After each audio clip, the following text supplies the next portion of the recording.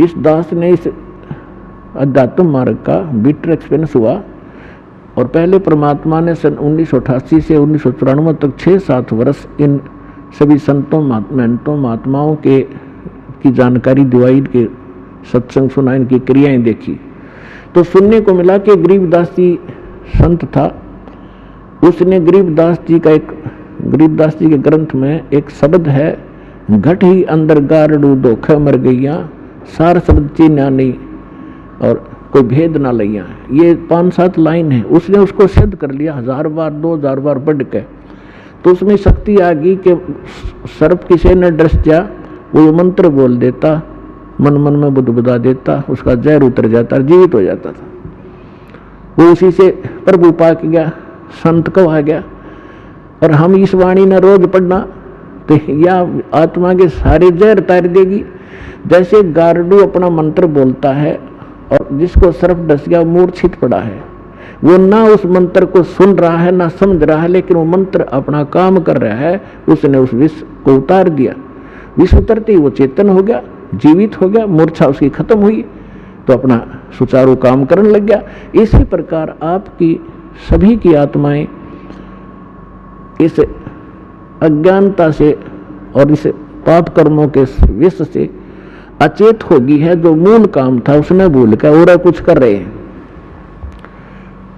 तो ये वाणी जो आपको दी जा रही है ये सारे विश्व में फैलेगी और सब पर प्रभाव डलेगा। चाहे कोई ना सुन रहा है, ना समझना चाहता है, घर में चले है और सदस्य नाम नहीं ले रखा, कुछ दिनों में देख लेना वह भी नाम लेंगे, क्योंकि उनके वो विष उतर जाएगा जो पाप कर्मों का, उनका धीरे धीरे कम होगा और वो फिर उनमें एकदम प्रेरणा बनेगी। अब जैसे खेत में हमने देखा ये ट्रैक्टर वाले ऊंचे शोर में ऐसी बेहुदी भजन गाने रागनी वो गाते हैं, ट्रैक्टर चलाते हैं और वहाँ पर भगवान के भक्त अपना कान में लीड ला के और कोई मंत्र सुन रहा होगा या कोई शब्द सुनेगा, ट्रैक्टर चलाते चलाते नित्यनेम कर रहा होगा और सुन रहा होगा, मजदूरी करते करते भी आप ये कर रहे होंगे। और ऐसे भक्त का बोया हुआ बीज भी जो भी आम समाज खावेगा उसको भी प्रभाव डालेगा। एक समय की बात है कि एक 2 भक्त 2 संत बने हुए थे, उन्हें चेले बना रखे थे। अब थोड़ा बहुत अध्यात्म ज्ञान इनको होता है तभी तो ये थोड़े बहुत आम समाज के अंदर पूजे हो जाते हैं। तो वो 2 संत थे। एक संत कहने लगा चल मेरे शिष्य हैं वहां चलते हैं, वो दूसरा भी साथ चला गया। तो जिसके वो जाकर रुके उस बहन ने नाम ले रखा था, दीक्षा ले रखी थी। उसके घर उसकी बहन आई हुई थी, उस बहन की बहन, और उसकी बहन की लड़की विधवा हो गई थी और वो बहन बड़ी टेंशन में थी। तो जो उपदेश प्राप्त थी उस बहन ने अपनी उस बहन को जो अनुपदेशी थी उससे कहा कि बहन रोटी बनवा दे, मेरी मदद कर दे, खाना बनवा दे, साधु संत आ रहे हैं। तो उस बहन ने वो खाना बना दिया जिसकी बेटी विधवा हो चुकी थी। उसी टेंशन में थी वह, क्या होगा मेरी बेटी का, छोटे छोटे बालक हैं, हाय भगवान के ऊपर कैसे गुजारा होगा। माता पिता को तो बड़ा टेंशन बनी रहती है।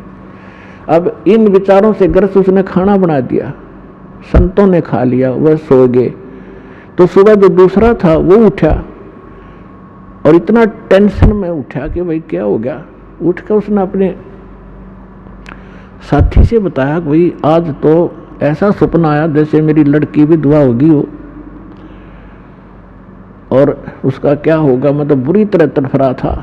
आँख खुली जब चैन हुआ है तो बुद्धिमान था, उसने कहा अपने मित्र से कि क्या इस परिवार में किसी को कोई आपत्ति है।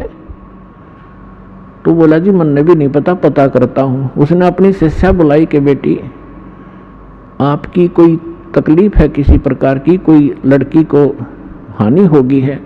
तो वो कहने लगी जी मुझे तो कुछ है नहीं, आपकी कृपा से मेरी बहन आई हुई है और उसकी लड़की मर गई, उसकी लड़की भी विधवा होगी, अभी 10 से 15-20 दिन हुए हैं और वो आई थी। तो उस संत ने पूछा क्या खाना किसने बनाया महाराज, कि उसी ने बनाया था। अपने आत्मा उस बहन के द्वारा बनाया गए भोजन में भी विचार प्रवेश हो गए और उस संत के ने खाया उस पर भी प्रभाव डाला उसने। तो इसी प्रकार अब ये अच्छे वचन, अच्छे ज्ञान, अच्छी वाणी जो भी जिस जैसे कोई कहीं भी क्रिया कर रहा है तो उसी के अंदर प्रवेश करेगी। जैसे कोई सेठ है बैठा बैठा मंत्र कर रहा है और काम क्या वहाँ पर वाणी ला ले अपने भगवान की, दुकानदार है या कोई किस मजदूर है और कहीं भी जो कार्य करता है अपना, तो वहाँ क्या होगा कि उस सामान के ऊपर भी इसका प्रभाव पड़ेगा, जो और खरीद के ले जाएंगे उनको भी असर होगा। तो इस प्रकार हमारे जो सभी की आत्माओं पर पाप कर्मों का विष चढ़ने से मूर्छित पड़ी है या जागेगी और फिर बदन में लग गएगी। तो इस प्रकार इस परमात्मा का जो ये इंस्ट्रूमेंट बनवाने का जो उद्देश्य था, प्रयोजन, ये कोई ऐसे नहीं है।